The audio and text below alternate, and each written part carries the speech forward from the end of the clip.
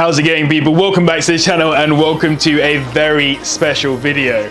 I'm gonna stop talking there and show you guys this.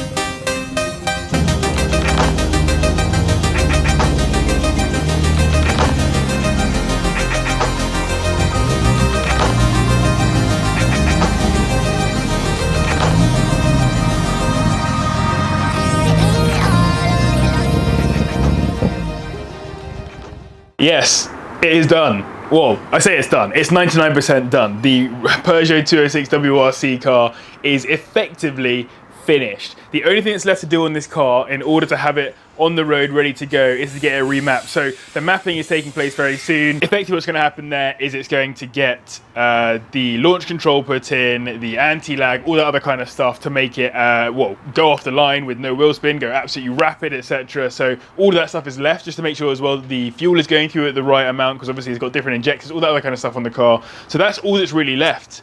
My dad has completed everything else on this car. It's crazy. If you like this kind of content, do hit the like button, subscribe as well if you're new. And as always, without further ado, let's get into the video.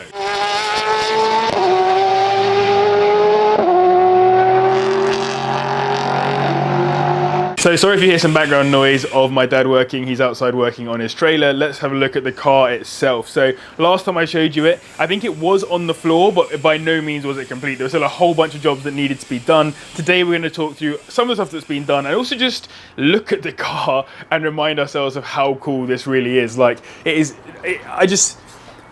boggles my mind to see it on the floor after all the time that it's spent being built. I think it was September time 2020, around about then. It might have been before that, it might have been in 2019, I can't remember at this point. It was a long time ago basically when this car was started. It may well have been 2019, you know, that's crazy. So it has been quite a long time in the making, and yeah, there's a couple of bits that are left to do also on the interior and whatever, but I'll get to those throughout this video. So let's just have a little quick walk around, shall we? Originally the paint colour he was going to go for was one that was used in the Portuguese Rally Championship, I believe. It had like this blue stuff on there, but we decided to go for the 2000 Monte Carlo rally, the rally in which the car, all of the cars woke up one morning and didn't run.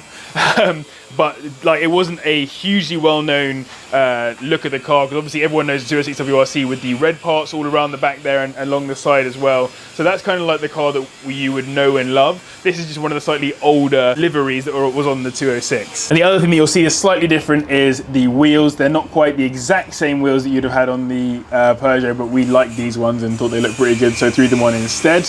And one other thing that you'll not quite realize maybe is look at how flush this whole section here is to the car. On the actual WRC car, that sits out, and so does this kit as well. So this kit is the WRC kit, obviously. It sits out, so this bit here sits about maybe like that far out of the car. But that was just one piece of creative license that my dad didn't like.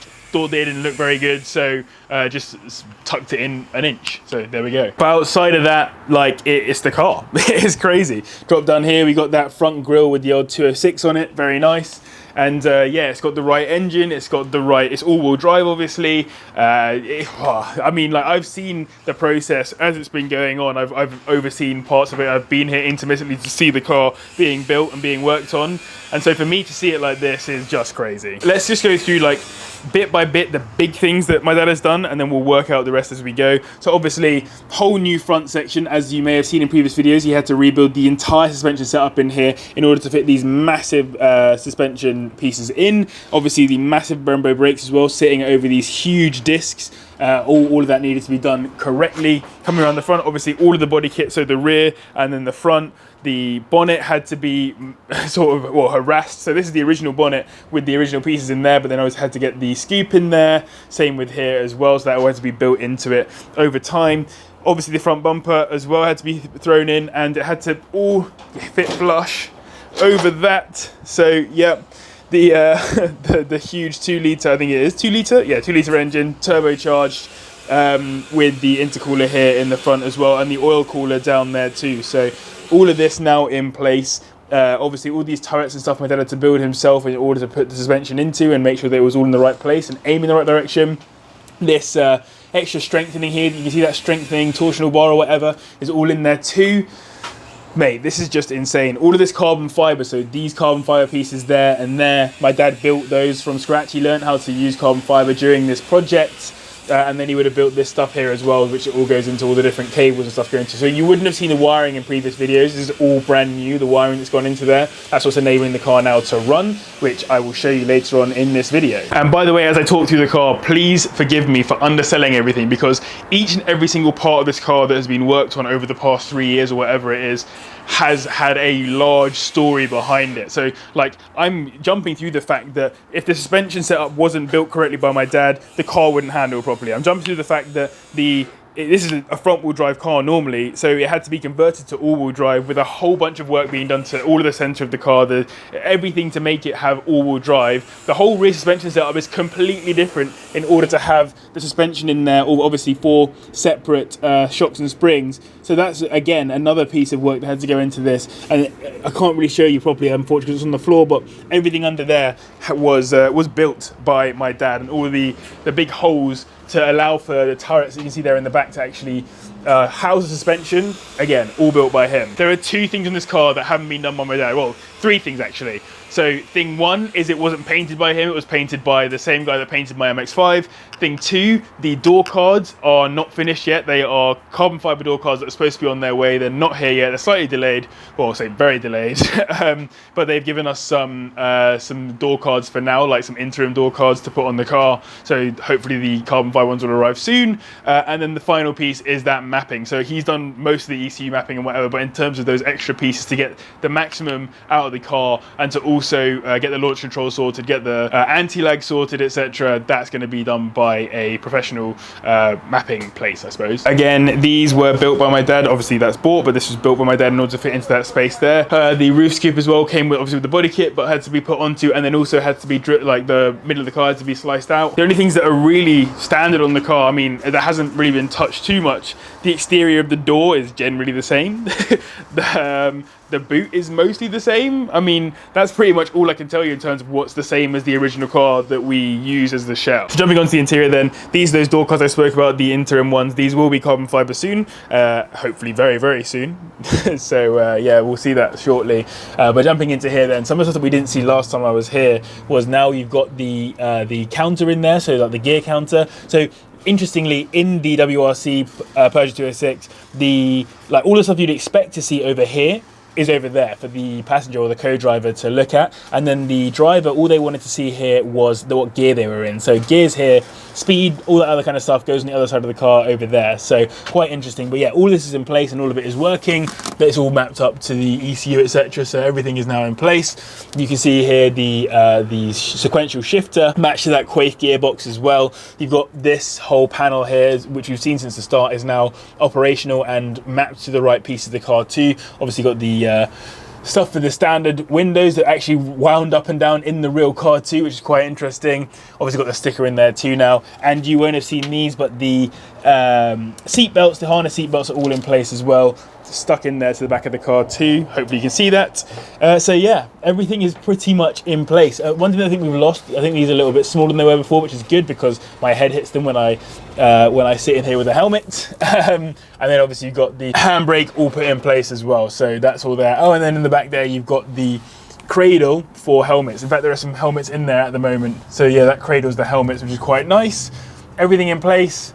I mean, it's just insane, isn't it? I think I've spoken about this in every single video, but I just love the roll cage in here, all built by my dad, all built to specification, and all working very, very well, which is lovely. The car has also been seen moving for the first time as well. It was taken down to the Alpine garage just down the road from here with the Renault as well. I'll put some pictures on screen so you can see those. The two of the cars, both my dad's rally cars, together for the first time ever, and both moving under their own weight, which is just insane. So yeah, what I wanted this video to be was a very quick overview of the car, a very quick reminder that it's here, that it is nearly done, and that, yeah, well, I mean, it is basically done. So hopefully the next video you see on this will be, number one, me driving it, and number two, a full in the open air outside somewhere view of the car running in anger and actually doing its thing. So yeah, this is as far as the project goes in terms of build, but next video on the car will be the car being driven, being like looked at outside, hopefully me getting a chance to drive it and review it for you guys too, which was actually my birthday present for last year. So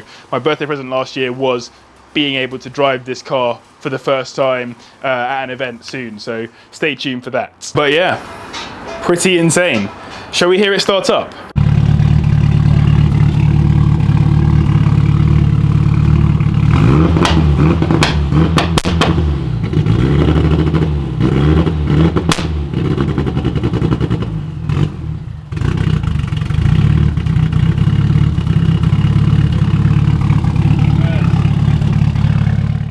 I mean, that is just nuts. I am lost for words. I'm lost for words. The backfires there will go away when it's remapped as well, so it will actually have anti-lag as opposed to those massive backfires. So these cars didn't backfire too much. They backfired when you were off throttle on them, I suppose, to some degree, but that's only because of the anti-lag. So yeah, that will get all mapped out of the car. It will be running nice and efficiently, and it will be just loud. But I can't believe how deep that sound is. The noise is so deep and gruff and angry. Very different noise to what the Renault makes. If you've seen any of my previous videos driving that, it's a very, very different sound. I cannot wait to drive this thing. I can't wait to see it driving. I can't wait to be at an event and have both the Renault and the Peugeot there at the same time.